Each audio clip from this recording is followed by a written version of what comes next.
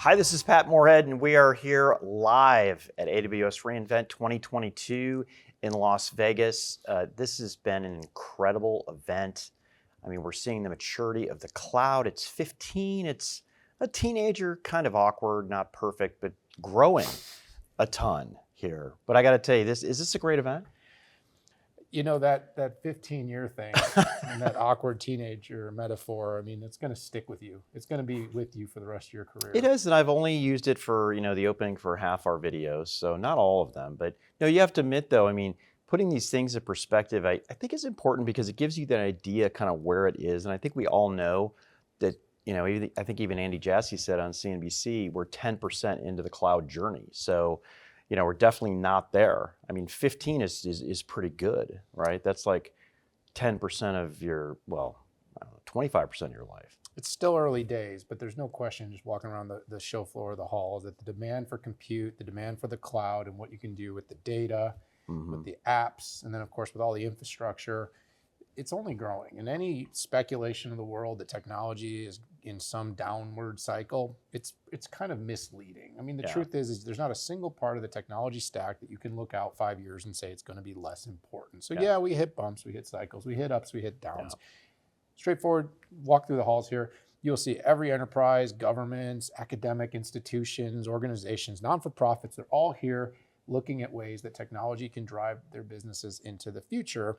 And of course, they're all here looking at ways to do that in a sustainable fashion that helps not only their companies be more successful, but helps the planet too. Yeah, it's a great lead in to introduce a guest. Chris, how are you doing? I'm doing great. Thanks, guys. Thanks for having me. Yeah, good to see it. Really fun green room conversations. Sometimes I'm thinking we should just turn on the camera during those, right? And maybe kind of a blooper round. Bloopers, B-roll, maybe some of the actually best and most intimate interactions that we have on the show. Oh, I agree. So Chris, maybe a good place to start is let's talk about what you do for AWS. Absolutely. So I'm the Director of Sustainability at AWS.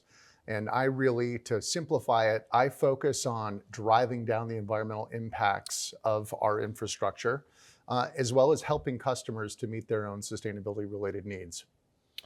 Yeah, so that shirt was made out of recycled goods, right? That's right. Bamboo. I love it. I love it. Is it edible? We're working towards those kinds of things. You guys had some big announcements that happened here. One of the biggest ones, and Adam's keynote was largely focused, had an underpinning and theme of sustainability all the way through it.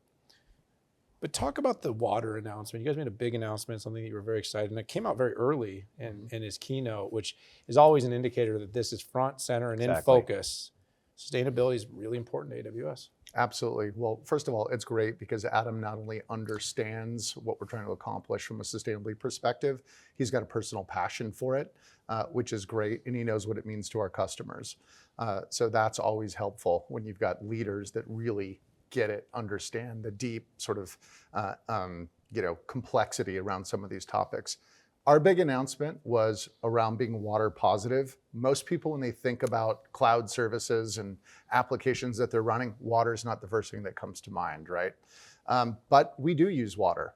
There are a lot of resources that go into powering the cloud, like any resource intensive or energy intensive infrastructure or operation. Water is used primarily in cooling processes through evaporation. We do employ technologies to limit the need for water, so things like IoT analytics and sensors that only allow or require water when absolutely necessary.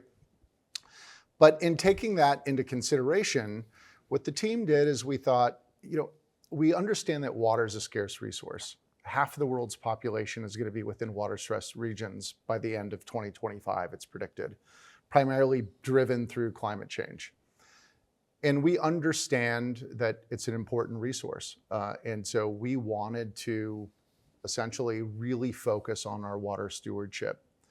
So what water positive means is we will give back more to the communities and watersheds that we operate than we require for our direct or use for our direct operations. That's what water positive means. No, that's great. And I'm sure you look out into the future and it's going to be even more challenging for a lot of reasons. So first of all, Moore's law has slowed down. And essentially what that means is you have to do more work with more power, and with more power comes more heat, and with more heat you need more water to cool that off. In fact, a lot of supercomputers today and even high performance computing use water to cool things down. By the way, as a byproduct, a research lab in Canada is using that excess heat to melt ice and snow on its roads, which is pretty novel. But the challenge is going to get even harder in the future. And one of the things that I've appreciated is you have even homegrown processors with the Graviton line that use 40% less power than other instances. So it's not that you're putting your money where your mouth is, making some pretty big investments to be able to do that, as opposed to maybe just buying something that's different. Is this a water initiative? Is this a new thing? How long have you been working on it? We've been working on it like we do many things before we announce large targets. As we work on them internally, we've had an internal goal around water positivity, establishing and fine-tuning the metrics associated with being water positive. And we're really focused on accomplishing water positive through 4 key strategies. Okay. You brought up an important one. AWS now designs and develops our own silicon around the 3rd generation of Graviton. That's an important element. So efficiency is the first strategy to limiting water use in our operations. And I mentioned we deploy things like IoT analytics and sensors in the data center environment. In countries like Sweden and Ireland, for instance, 95% of the time we don't use any water because we're able to monitor the ambient temperatures. We use free air cooling when possible, and only when we exceed those certain flip points do we actually begin to use water. So really focused on efficiency, doing more with less is really critical. The second way or second strategy that we employ is around recycled water. Right. So we actually invest in some of the communities where we operate. Loudoun County, Virginia is an example. Northern Virginia, we have worked with the local municipality to develop infrastructure to reuse wastewater. So you don't need drinking water quality. It's called water. brown. Is it called brown water? We call it purple. The Okay. pipes are purple. Okay. So, Okay. but there's drink gray. either. There's gray water. Great. That's what I meant. Gray, to say. yeah, there's gray water. It's one level up from the brown water, but again, I mean, through engineering controls, treatment, and processes, you can actually get to a point where it can be readily used for things like cooling. Right. And therefore, you're actually recycling and reusing water in a way where you're limiting the need for extracting or consuming that high level potable resource. The third strategy is through reuse. When we run the water through our evaporative cooling systems, we can do it several times and then it needs to be treated. You're essentially concentrating the dissolved solids through evaporation. You're not polluting it per se, but Right. you're concentrating the dissolved solids that need to be removed. But after removal, that water can still be used for things like irrigation. And that's exactly what we do in places like Umatilla, Oregon, in Eastern Oregon, where they've got a drought issue. Farmers use our wastewater from our cooling operation to irrigate crops. And then our fourth strategy is really around rehabilitation projects, rehabilitating watersheds, replenishing groundwater tables where we can through groundwater recharge projects, making water available to communities where we operate, which includes things like sanitation and hygiene and so on. So through those 4 strategies, we're working to achieve our water positive goal by 2030. Cool. Yeah, it's very ambitious. And of course, being the largest infrastructure provider in the world, you're using a lot of compute. And to Pat's point, you're doing things innovating on the tech side, but you're also innovating on the sustainability side. I do have a bigger question. So both Patrick and I follow very closely kind of the broader Amazon. It's been one of the most outspoken global leaders in terms of talking about sustainability, the climate pledge, some of the things the company has done with Rivian, and the electric vehicles and the electric delivery. I'm just curious, do you work closely? Is there a lot of coordination that exists between AWS and Amazon? 'Cause I know some of the parts of the companies are like this and other parts are like this. Absolutely, we work very closely. As a matter of fact, I was meeting with customers with Kara Hurst, our our global VP of sustainability this morning. Okay. AWS customers, but they often move beyond, depending on their business model, they might want to understand what we're doing around logistics, Yep. what we're doing in our fulfillment centers, how we're working to procure additional renewable energy. There are a number of different ways where we might engage across the company. So we really work very closely in tandem and have a kind of a one Amazon approach to sustainability. I think that's great, and thanks for answering that. I'm curious because, like I said, I know you often feel like, well, we're this group and we're this group, but the world does see Amazon as Amazon. Absolutely. And so I think the more that narrative kind of stretches across the company and you kind of tell this very consistent story, a lot of value in that. So let's stay on the AWS front, though. I've run off the road. I'll go back on. What other announcements were kind of important that, for you on the sustainability side at this event? Well, we've had several over the course of the year. The big one at reInvent in 2022 in Vegas was our water positive announcement. But we've rolled out, a number of things this year. We rolled out last March the customer carbon footprint tool, which was really critical to helping our customers understand from the analytics perspective what the carbon related to their deployment of workloads on AWS Cloud looks like. They want it not only for reporting purposes, but they want to figure out how they can change behaviors to optimize for sustainability. So that's one of the things that we've been really working on closely. And we're hoping to roll out more features in that tool in the future.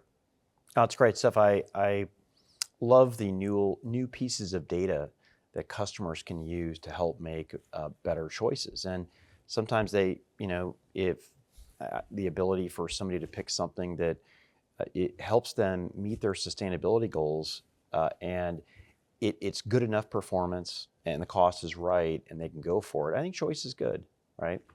So there are many debates out there on on-prem versus the cloud. I mean, I've been running my business for 11 years and I think I've had 11 years full of debate on, which model's better. Well, I think we're at this mature, right? We talked about this 15 years where it's like, okay, the future is going to be a combination of on-prem and public cloud, a lot of AWS public cloud, of course, congratulations. Why is the public cloud so much? I heard a statement that y'all made, said the public cloud is more sustainable than on-prem. Can you take us through that? Well, sure. Well, I mean, first, your point around just technologists now focused on sustainability is an interesting one. And I'd like to riff on that for a second, because one of the things that's so interesting to me, having worked in this space for a number of years, the number of CTOs and CIOs that have become sustainability experts, I think it's just awesome. A number of the discussions at reInvent this year have been CTO, CIOs that are directly engaged in sustainability related goals associated with their IT estate. That's pretty exciting. You wouldn't have seen that even 3-4 years ago. I agree. It might have been one or two that had a personal passion for it and were self-taught, but now we're seeing more and more of it. So that's really cool. And the sustainability benefits of cloud, AWS cloud, are largely recognized by these folks. They are partnering with us. They understand the benefits, primarily driven through economies of scale. Yeah. So about 2/3 of the benefits that you see from an environmental standpoint, and those benefits could be summed up, on average, you gain anywhere between 3.6 and 5x improvement in efficiency, depending on the region you're in, and you reduce your carbon footprint anywhere between 80 and 90%, depending on the region that you're in, on average, globally. 2/3 of that comes from economies of scale. Okay. We've got our engineering teams are heavily focused on, building the most efficient, sustainable infrastructure that has high utilization rates and runs as efficiently as possible. The other third is related to our use of renewable energy. We're now the largest purchaser of renewable energy in the world, over 370 projects. That was a 2021 announcement, I think. That's right. So, and we continue to accelerate. We're now at 85% renewable energy. That's for Amazon wide, by the way, not just AWS. And we are on track to meet our 2030 100% target 5 years ahead of schedule. So the other third of those benefits come from our renewable energy procurement.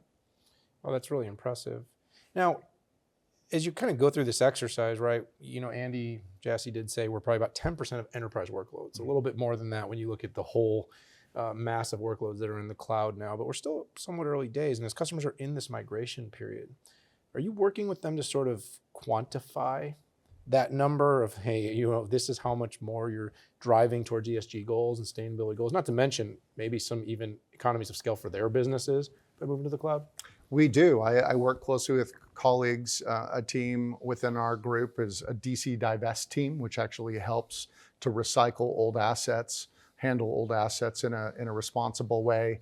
And we also do some quantification for some of those customers that are interested in large-scale migrations. Our customer carbon footprint tool actually gives you a snapshot of what your workload would have looked like in an on-prem environment versus AWS environment. So those are some of the data points that we're providing for customers. Yeah, I love that tool.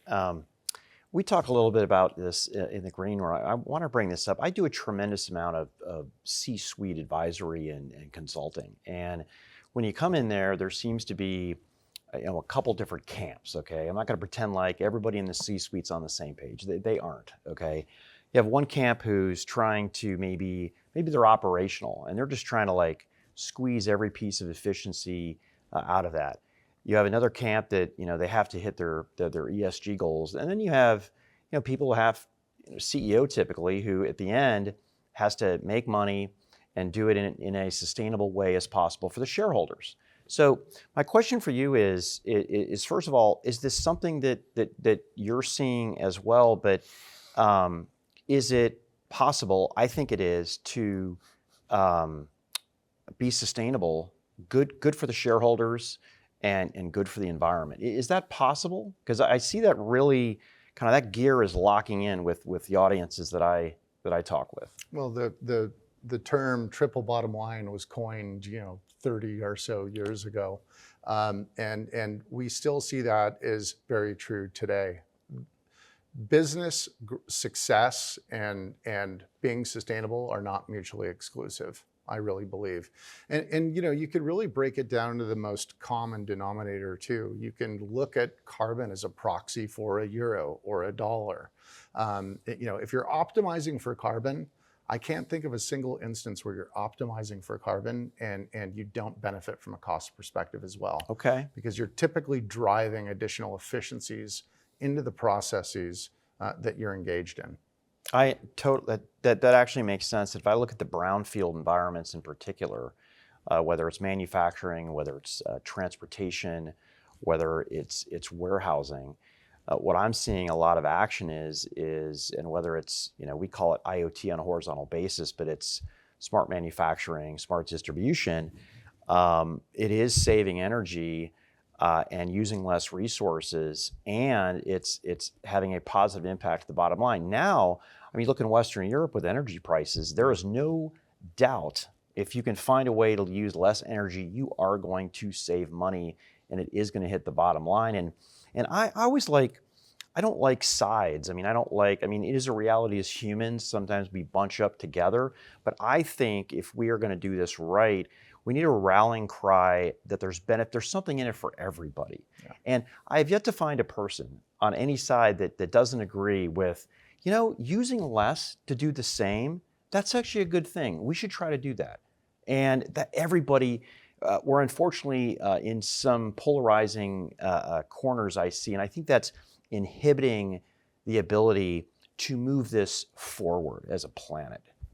Absolutely. And if you look at just simply investment in the rise of ESG funds, for instance, sustainability over the last 10 years has become so fundamentally integrated into the C-suite and core business strategy. Adam on stage is a perfect example of that, and Andy's commitment as well to sustainability. You're seeing that with our customers as well. I'm not surprised when I meet with customers and I often hear that sustainability is on parity sometimes with cost. Yeah. That they're really evaluating it. That's how important it is to our customers.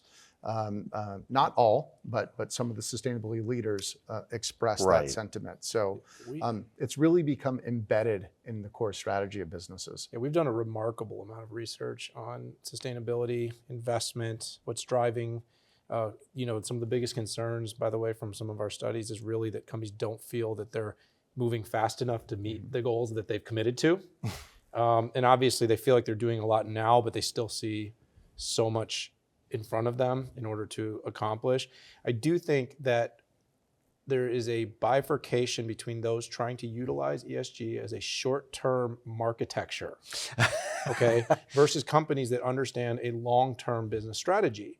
Companies that see the horizon, because you might have to rebuild a new factory from the ground up to be sustainable. You can't always brownfield these things. The point is year 1 and 2, you may take on some significant capital expenditures to get there. You need to get your shareholders in line, you need to get the business line.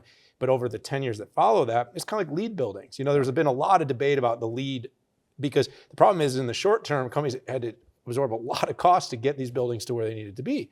Over the next 10, or even businesses, which should be thinking 50 and 100, these are generational. Absolutely. That's where the economics get really good. But a lot of businesses don't see past the quarter. And, I like to yell at Wall Street about that, but they can't see long enough to get out there. So having sustainability, a new narrative, a new track that talks about it through this lens of 10, 20, 30 years, like we do about the Paris Accord, like we do, doesn't unfortunately always match the street.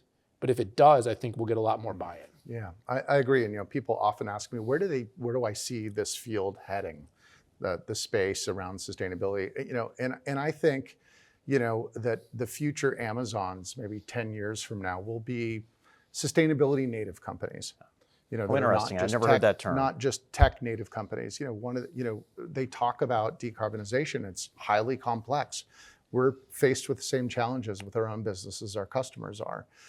And half the technologies that will drive decarbonization, they say don't exist today, right? So it's going to require major investment and major innovation. We're going to need to source low carbon components for the racks we build that get deployed within our data center environment. So we work carefully with our suppliers to see how we can partner on that front. But that's going to be required in every industry, and it's not an easy task. It's not. And if you look at where some of our biggest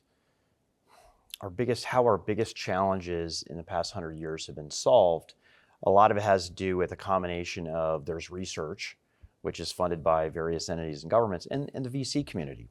And then there's big companies. So I'd like to see the big companies come together and find really to try to solve some of these biggest challenges, not in an incremental way, but truly in a way that makes parabolic improvements in this. I know it's there. I mean, when mankind puts its stamp and its desire to do something, we figure out how to do that, and that's what I hope we can do, Chris. And Chris, I just want to thank you so much for coming on the show, and it's great to talk face to face about this because we've done so much research.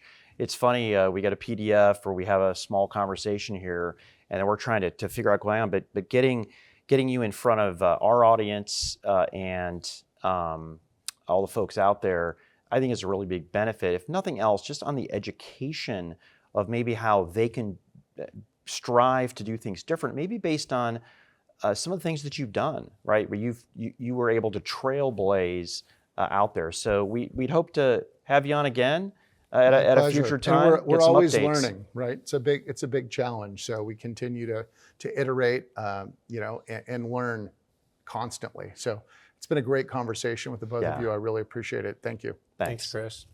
All right, everybody, you heard it here. We are the 6.5 on the road at AWS reInvent 2022.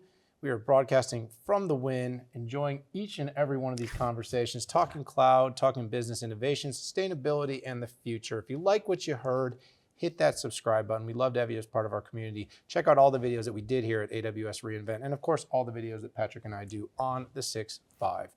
For this episode, though, time to say goodbye. See you later.